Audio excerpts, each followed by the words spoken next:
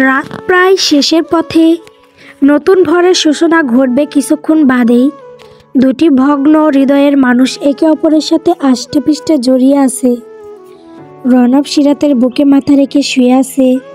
সিরাত তার মাথায় সমানে হাত বুলিয়ে যাচ্ছে, যেন নীরব সান্ত্বনা। মাঝে মাঝে মাথা তুলে পুরুষটির মাথায় চুমু খাচ্ছে। ছোঁয়ার মাঝে ছিল দাবি ও ভরসা। ভোরের আলো ফুটে যাচ্ছে। সিরাত একবার খোলা জানালার দিকে তাকিয়ে দেখল, শীতের রাত জানালাটা খুলে রাখা, শুধু পর্দা টেনে দেওয়া। হুড় হুড় করে ঠান্ডা বাতাস ঘরে প্রবেশ করছে। সেদিকে দুজনের কারো খেয়াল নেই। উঠবেন না? সকাল হয়ে আসছে তো। ওহ, থাকি না একটু? থাকেন, তবে আগে ফ্রেশ হয়ে নেন। নিজেও যাচ্ছেন না, আমাকেও যেতে দিচ্ছেন না। আপনি ঘুমান, আমাকে তো ছাড়েন। এখন যাবে না তো কখন যাব? উঠে রান্না করতে হবে, নাহিলের স্কুল আছে। একটু না ঘুমালে সারাদিন শরীর ম্যাচ ম্যাচ করবে। আপনারও তো হাসপাতালে যেতে হবে নাকি? আমার শান্তি তোমার সহ্য হয় না, তাই না? এখন ঘুমাও, পরে একবারে উঠবে। হ্যাঁ, ঘুম দিলে কখন উঠবো তার ঠিক আছে। নাহিল জেগে গেলে এসে ডাকাডাকি শুরু করবে, তখন লজ্জায় মাথা কাটা যাবে।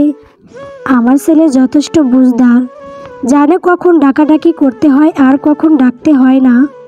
সিরাত তাকে দুহাতে ঠেলতে থাকে। একটা সময় বিরক্ত হয়ে সে সিরাতকে ছেড়ে দিয়ে উল্টো ঘুরে শুয়ে পড়ে।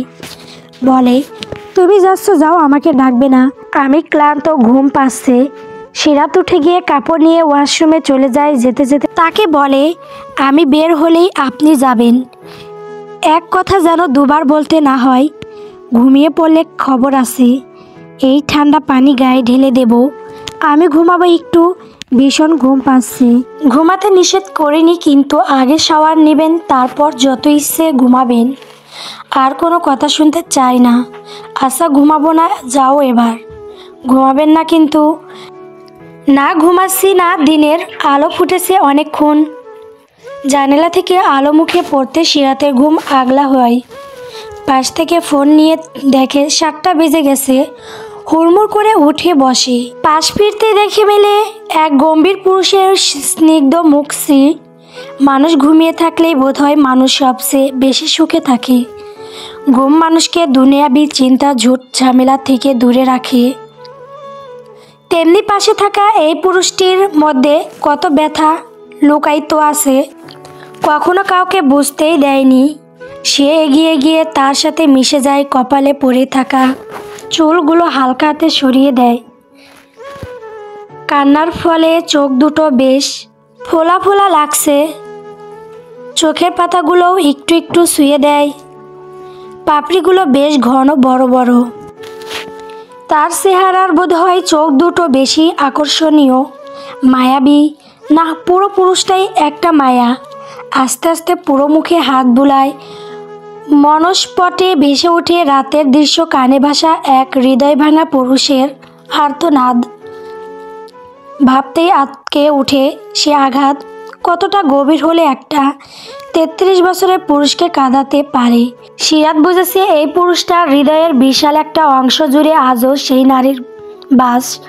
যতই না দেখাক, তবুও প্রতিটা কথা, প্রতিটা অশ্রুকণা বুঝিয়ে দেয় সেই নারী তার জন্য কি। সিরাত ভাবে, একটা মানুষ কিভাবে একটা মানুষ এতটা ভালোবাসতে পারে। জোরদার অভিমান, ক্ষোভ, ঘেন্না নিচে চাপা পড়েছে সেই ভালোবাসা।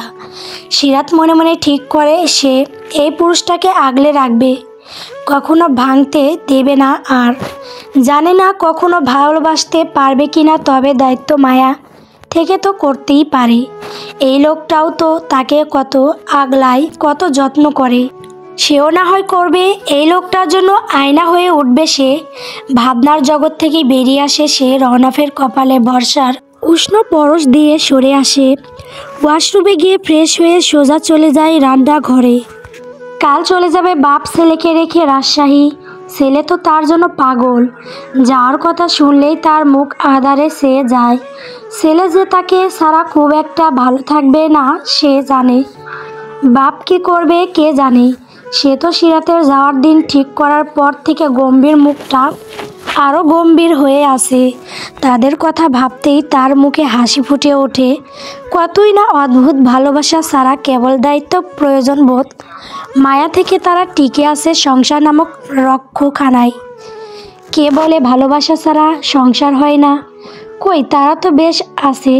নাহিলের মতো আদুরে একটা ছেলে আছে তার, রৌনকের মতো দায়িত্ববান পুরুষ আছে তার পাশে, আর কি লাগে? তার চিন্তা ভাবনার মাঝেই পেছন থেকে একজোড়া হাত তার কোমর আগড়ে ধরে। ছোট ছোট দুটো হাতের মাঝে বাধা পড়েছে সে পিছন থেকে টেনে তাকে সামনে নিয়ে আসে। বলে, ঘুম ভালো হয়েছে বাবা? গুম গুম কণ্ঠে জবাব দেয়। মুখ ধুয়েছো? না। যাও তাহলে ব্রাশ করে হাত মুখ ধুয়ে এসো, পরে যাই, ভীষণ ঠান্ডা লাগছে। এখনই যাবে? অপরিষ্কার ছেলেদের জন্য কোনো আদর নেই। তুমি দিন দিন পচা হয়ে যাচ্ছ। হ্যাঁ, আদর দিলে ভালো, আর না দিলেই পচা। যাও তাহলে, আমাকে আর ধরবে না, আমি তো ভালো না। ওহ, মজা করছি তো, এক্ষুনি যাচ্ছি আমি। এই তো সোনা ছেলে আমার, ফ্রেশ হয়ে বাবাকে ডেকে দিবে কেমন? ওকে। নাহিল তাকে ছেড়ে দিয়ে ঘরের দিকে যায়। সিরাত ফ্রিজ থেকে একে একে সবজি মাছ বের করে রান্নার জন্য প্রস্তুত করে। তাদের বাসায় মাছ রান্নাটা খুব কম হয়। নাহিল এবং সে কেউই মাছ পছন্দ করে না। রনব যেদিন ঝকাঝকা করে সেদিন একটু খায়। গতকাল রনব বলেছে আজ একটা মাছের আইটেম করতে, তার কথাতেই আজ মাছ রান্না করছে। আজ কোচিংয়ে সিরাতের শেষ দিন। শেষ সময়ে এসে যদি তাকে কোচিংয়ে না দেওয়া হতো তাহলে কি যে করতো সে জানে না। রোজ নিয়ম করে কোচিং, সাথে রনবও তাকে পড়াশোনায় অনেক সহায়তা করেছে। রনবের কাছে যত বকা খেয়েছে তার 80%ই পড়ার জন্য, বাকি 20% তার আর নাহিলের অকাজের জন্য। তিনজন একসাথে খেতে বসেছে। সবার সামনে খাবার প্লেট রনব খেতে শুরু করেছে। বাকি দুজন প্লেট সামনে নিয়ে বসে আছে। রনব খাওয়ার মাঝে তাদের দিকে তাকিয়ে দেখে কারো প্লেটের খাবার নড়ছে না। তা দেখে ব্রুকুসকে তাকিয়ে বলে, কি ব্যাপার, খাচ্ছ না কেন? নাহিল, খাবার নড়ছে না কেন? খাইয়ে দেব। নাহিল ওপর নিচ মাথা নাড়ে, মানে দাও। নাহিলে প্লেট টেনে নিয়ে ভাত মেখে মুখে তুলে দেয়। এদিকে সিরাত চুপচাপ বসে আছে। তুমি খাচ্ছ না কেন? তোমাকেও খাইয়ে দিতে হবে। সিরাত যেত এত সময় ধরে এটাই শুনতে চাচ্ছিল, সেও উপর নিচ মাথা নাড়ে। রনবের কপালে বিরক্তির রেখা ফুটে ওঠে। নাহিল উঠে আমার চেয়ারে আসে। নাহিল আর রনব উঠে চেয়ার পরিবর্তন করে। রনব মাঝে এক পাশে বউ আর এক পাশে বাচ্চা। সিরাতের প্লেটের খাবার নাহিলের প্লেটে নিয়ে একে একে দুজনের মুখে তুলে দেয়, পাশাপাশি নিজেও খেয়ে নেয়। নিজেরা যে হাত দিয়ে খাবে না এটা তো শুরুতে বললেই হতো। এত সময় ঢং ধরে বসে থাকার তো প্রয়োজন ছিল না।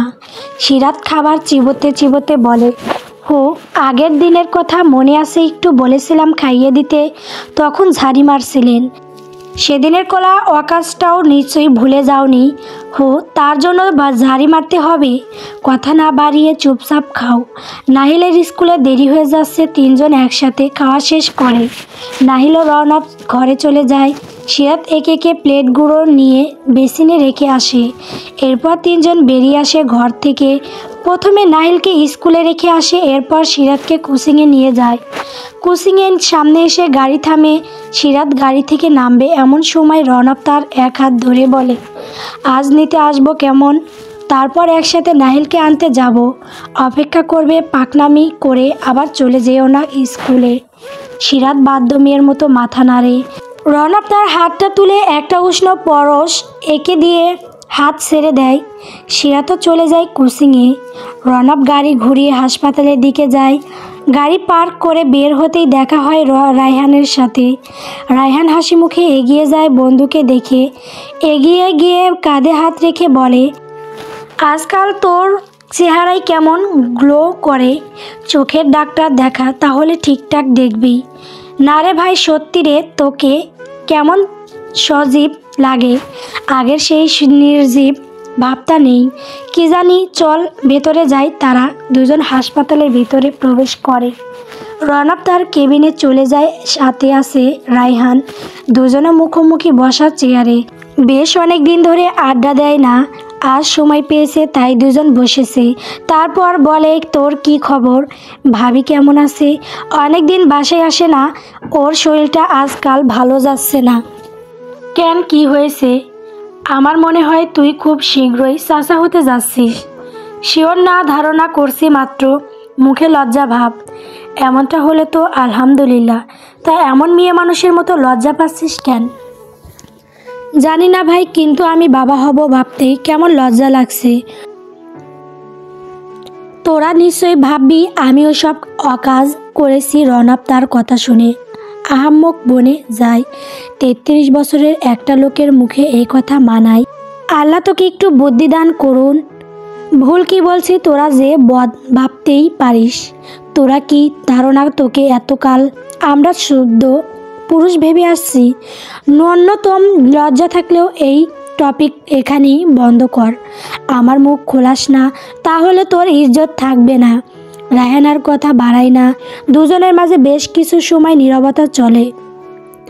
একটা সময় রায়হান মুখ খুলে, কাল তো ভাবি রাজশাহী যাবে পরীক্ষা দিতে।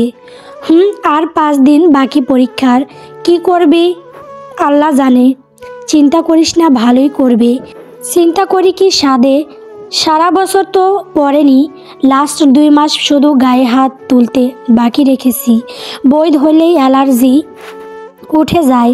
আর আছে আমার ছেলে দুজন, এক জায়গায় বসলে পড়ার হয় না। বাধ্য হয়ে দুজনকে 2 রুমে বসাতাম। থাক ভাই, কি করবি বল, দুজনেই তো ছোট। তবুও যে মানিয়ে গুছিয়ে নিয়েছে, এটাই অনেক। কয়জনই বা পারে এটুকু? সেটাই শুরু থেকে যেভাবে সংসারটা আগড়ে ধরেছে, সেটা কয়জন পারে? আমি তো ভয়েই ছিলাম ওকে নিয়ে। তোকে এখন একদম অন্যরকম লাগে, একদম ফ্যামিলি ম্যান বলতে যা বোঝার তাই। নাহিলটা এক সময় কত চুপচাপ ছিল, মনমরা থাকতো। এখনকার নাহিলকে চেনাই যায় না। একটা মেয়ে এসে তোদের 2 বাপ ছেলেকে পুরো পাল্টে দিয়েছে।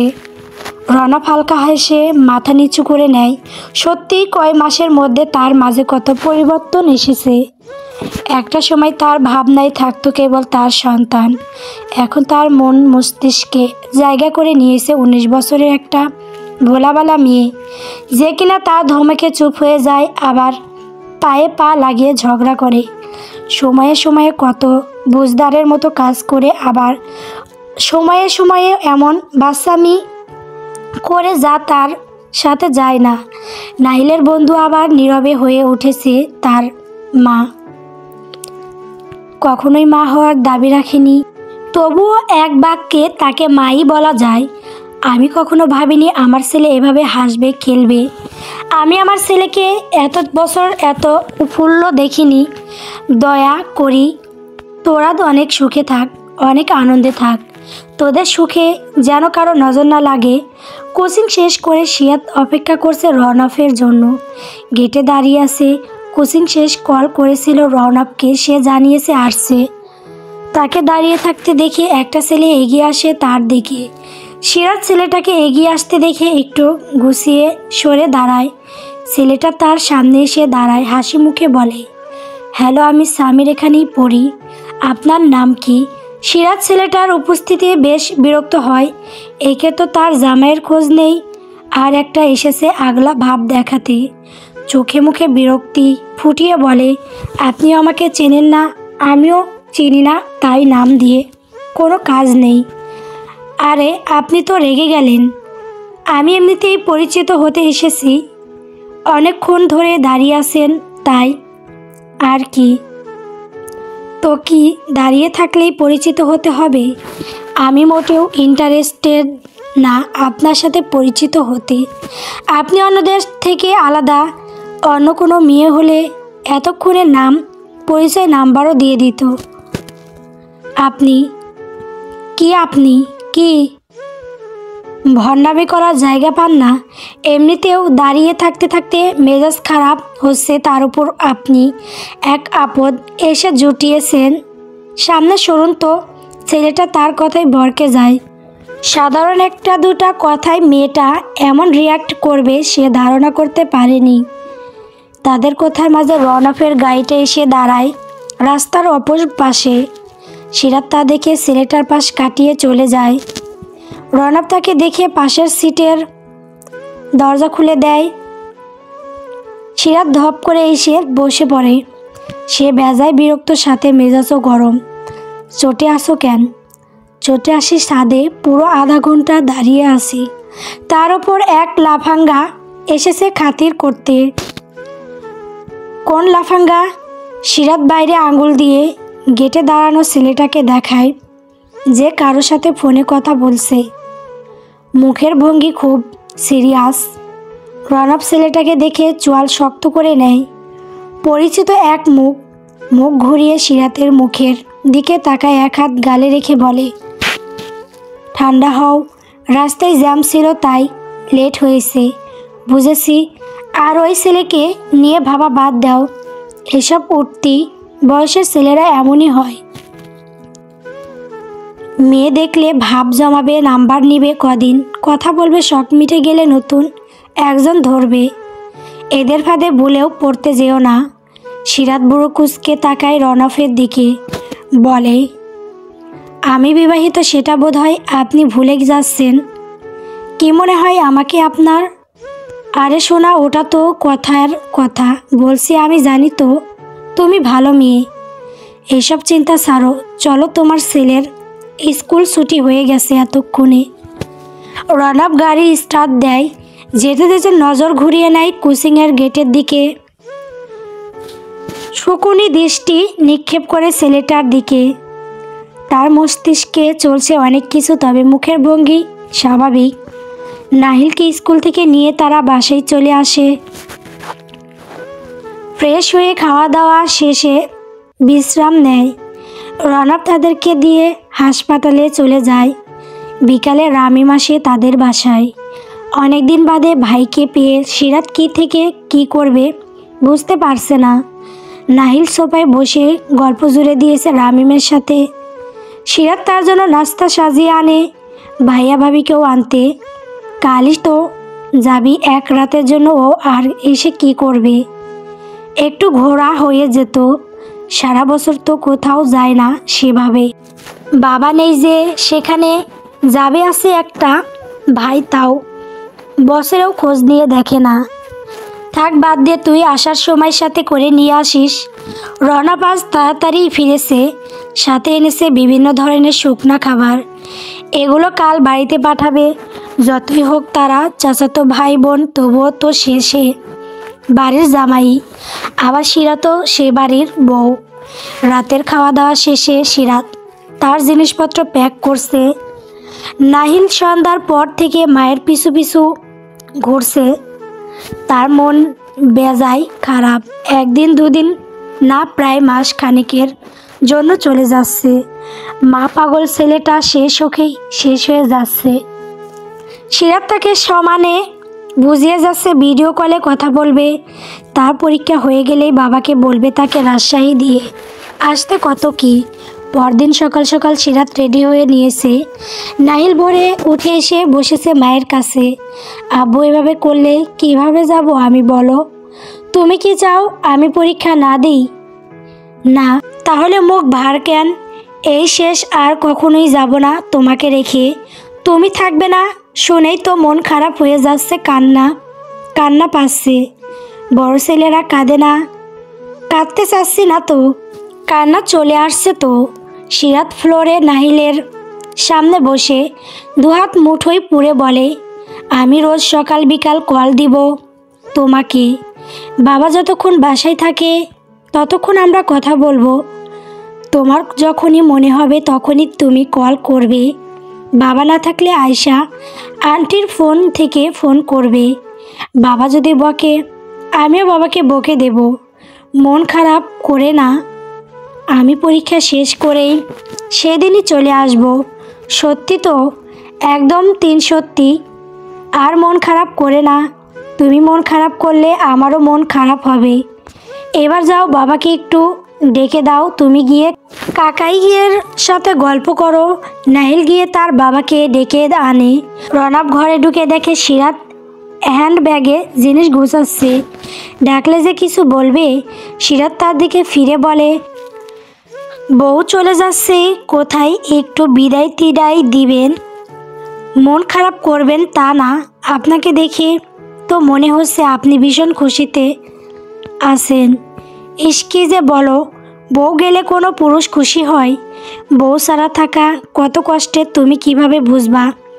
তোমার তো বউ নেই। বউ নেই তো কি হয়েছে, ভণ্ড একটা জামাই তো আছে, সে নিয়েই কুল পায় না, আবার বউ দরকার কি?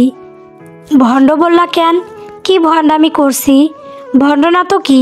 রাতে দেখলে মনে হয় আপনার সে সুপুরুষ দুইটা নেই যান, কলিজা ছাড়া মুখ থেকে কিছু বের হয় না, আর দিনের বেলা এমন ভাব করেন যেন আপনার শত্রু। একদম বাজে কথা বলবা না। তুমি ভালো হয়ে থাকলে আমিও ভালো হয়ে থাকি, হয় সব দোষ এখন আমার। বাদ দেন, যাওয়ার আগে আর ঝগড়া করতে চাচ্ছি না।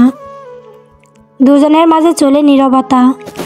সিরাত বিছানার একপাশে বসা, রনব তার থেকে কিছুটা দূরে বসা। রনব এগিয়ে এসে তার কাছে বসে, এক হাত মুঠোয় পরে বলে, যেভাবে পাঠাচ্ছি সেভাবেই ফিরে এসো। তোমার কি মনে হয় তুমি যাচ্ছ এতে আমি খুশি? পাগল মেয়ে, তুমি আমার পরিবার। তোমাকে ছাড়া আমি আমার ছেলের আঁচল। তোমার গুরুত্ব কতখানি সেটা তুমিও খুব ভালো করেই জানো। সিরাত মাথা নিচু করে বসে থাকে। সে শুধু তার কথা শুনছে, উত্তরে কিছু বলছে না। তোমাকে ছাড়া থাকতে খুব একটা ভালো লাগবে না? এ কদিনে তুমি আমার অভ্যাস হয়ে গেছো। সকাল থেকে রাত অবধি যেভাবে আমার কাজগুলোকে সহজ করে দিয়েছো, তাতে তুমি চলে গেলে সব মানিয়ে নিতে বেশ ব্যাগ পোহাতে হবে। নাহিল তো ছোট, তাই তোমার আসল ধরে পিছু পিছু ঘুরতে পারছে, আমি তো আর পারছি না এক বাচ্চার বাবা কিনা। সিরাতের তার কথায় হাসি পায়। রনব তার হাসি দেখে বলে, হেসো না মেয়ে, এটা সত্যি। তুমি আমার বদ অভ্যাসে পরিণত হয়েছো। ছাড়তেও ইচ্ছা করে না, আবার ধরে রেখে এখন বিপদে পড়ে যাচ্ছি। সিরাত নাটকীয় স্বরে বলে, থাক, মন খারাপ করেন না, আপনাকেও কল দেব, সকাল বিকাল কথা বলবো। মনেই হবে না আমি এখানে নেই। মজা নিচ্ছ? নাও মজা, সময় থাকলে আমিও একটু মজা নিতাম, কিন্তু কি করার, এত অল্প সময় আমার পোষাবে না। সিরাত এক হাত ছাড়িয়ে তার বাহুতে আঘাত করে বলে, বদ কোথাকার, সরুন, আপনার সাথে কথা বলাই উচিত না। মুখ খুললে যত বাজে কথা। রনব তাকে পিছন থেকে আগড়ে ধরে বলে, ভালো করে পরীক্ষা দিবে, মনোযোগ এদিক সেদিক দিবা না। পরীক্ষার কয়টা দিন কষ্ট করো, এরপর যা ইচ্ছে করবে, কেউ কিছু বলবে না। সিরাত ঘুমে রনবের গলা দু হাতে আগড়ে ধরে। রনব তাকে টেনে কোলের ওপর তুলে নেয়, কপালে ঠোঁট ছুঁয়ে বলে, খুব খুব মিস করব, তোমার আদরগুলো মিস করব, তোমার ঝাড়িগুলো মিস করব, পুরো আমিটাকেই মিস করব। সিরাত তার কাঁধে মুখ গুজে দিয়ে বলে, আমি কিন্তু ইমোশনাল হয়ে যাচ্ছি, কেঁদে দেব কিন্তু। রনব হেসে বলল, মানুষ বাড়ি যাওয়ার জন্য কাঁদে, বাপের বাড়ি থেকে আসার সময় কাঁদে, আর তুমি জামাই বাড়ি থেকে যাওয়ার সময় কাঁদবে। সিরাত তার কাঁধে মুখ ঘষে বলে, আপনি আর আপনার প্রোডাক্টটা এত ভালো, তার জন্যই তো ছেড়ে যেতে ইচ্ছে করছে না। ফাজিল, ওটা আমার ছেলে। তো ভুল কি বলছি? আপনি কোম্পানির, আর আপনার ছেলে সেই কোম্পানির প্রোডাক্ট। আচ্ছা তাই? রনব তার মুখটা টেনে মুখে করে সিরাতের মুখটা উঁচু করে ধরে ঠোঁটে ঠোঁট শুয়ে বলে, কোথাও যেতে দেব না আমাদের ছেড়ে। যেখানেই যাও আবার ফিরে এসো। তুমি ছাড়া আমরা ভালো থাকতে পারবো না পাখি। আমাদের ভালো থাকার একমাত্র অবলম্বন তুমি। তাই যাও, আবার পরীক্ষা দিয়েই ফিরে আসবে। প্রতিদিন কর করবেন আপনি তো আমি চোখের আড়াল হলেই আমাকে ভুলে যান। এবারে যদি এমন করেন আমি কিন্তু আসবো না, আর ওখানে থেকে যাব।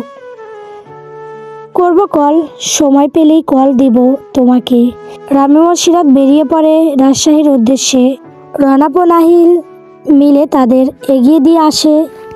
নাহিল এসেই নিজের ঘরে চলে গিয়েছে। বিছানার উপর হয়ে পড়ে আছে। অন্যদিকে রনক নিজের ঘরে ঢুকে দীর্ঘশ্বাস ফেলে। ঘরটা খালি খালি লাগছে। একটা মাস কথাটা যেন বছরের সমান লাগছে তার কাছে। গল্প সমাপ্তির প্রণয়। পরবর্তী পর্ব পাওয়ার জন্য অবশ্যই চ্যানেলটিকে সাবস্ক্রাইব করবেন। চলবে ইনশাআল্লাহ।